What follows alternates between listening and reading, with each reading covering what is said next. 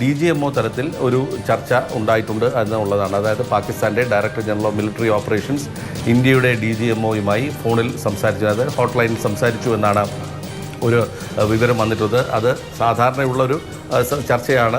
അതിൽ ഇന്ന് പാകിസ്ഥാൻ്റെ ഭാഗത്തു നിന്നാണ് അത്തരത്തിലൊരു ഫോൺ ഉണ്ടായത് എന്നുള്ള വിവരമാണ് വരുന്നത്. അക്കാര്യത്തിൽ ഔദ്യോഗികമായിട്ടുള്ളൊരു വ്യക്തത കേന്ദ്ര സർക്കാർ വൃത്തങ്ങളിൽ നിന്ന് വരേണ്ടതുണ്ട്. ഏതായാലും പാകിസ്ഥാനെ സംബന്ധിച്ചിടത്തോളം അവർ നേരിടുന്നത് വളരെ ഒരു പ്രതിസന്ധിയാണ്. കാരണം ഇന്ത്യ ഇത്ര ശക്തമായി തിരിച്ചടിക്കും എന്നവർ കരുതിയില്ല. ഇന്ത്യ തിരഞ്ഞെടുത്തിട്ടുള്ള ഓരോ മിലിറ്ററി സ്റ്റേഷൻസിനും അതിൻ്റേതായ, അല്ലെങ്കിൽ വ്യോമതാവളങ്ങൾക്കും അതിൻ്റേതായ പ്രാധാന്യമുണ്ട്.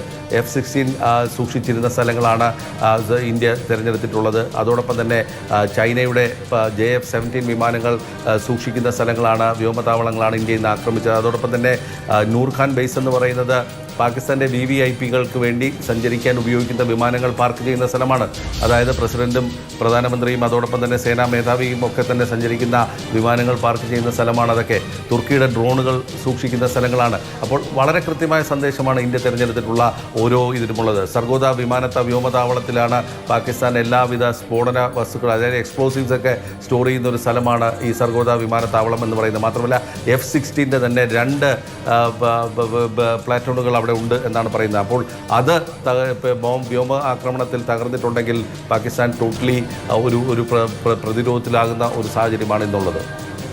അതേസമയം തന്നെ ഒരുപാട് വ്യാജ പ്രചരണങ്ങൾ വരുന്നുണ്ട്. രതീഷ് നോക്കൂ, ഇപ്പോൾ നേരത്തെ പറഞ്ഞ നഗ്രോട്ട എയർബേസ് ആക്രമിക്കപ്പെട്ടു എന്ന് ചില പാക് ഹാൻഡിലുകൾ പറഞ്ഞു വരുത്തുന്നുണ്ട്. അവർ അതിന് ഉപയോഗിച്ചിരിക്കുന്നത് ഇൻസ്റ്റഗ്രാമിൽ ഒക്ടോബർ 2024 മുതൽ പ്രചരിക്കുന്ന ഒരു വീഡിയോയാണ്. ഒക്ടോബർ 2024 മുതൽ പ്രചരിക്കുന്ന ഒരു വീഡിയോ ഉപയോഗിച്ചാണ് ഇന്ത്യയുടെ നഗ്രോട്ട എയർബേസ് ആക്രമിച്ചു എന്ന് പ്രചരണം നടത്തുന്നത്. അങ്ങനെ ഒരു ആക്രമണം ഉണ്ടായിട്ടില്ല.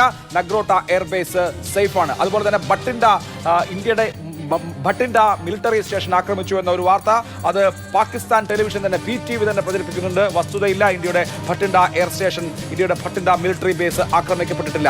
ഡൽഹി എയർപോർട്ട് ആക്രമിച്ചു എന്ന വാർത്ത പരത്തുന്നുണ്ട് വിവിധ പാകിസ്ഥാനി ഹാൻഡിലുകളും ചൈനീസ് ഹാൻഡിലുകളും. ഇല്ല, അതൊരു പഴയ വീഡിയോ ആണ്.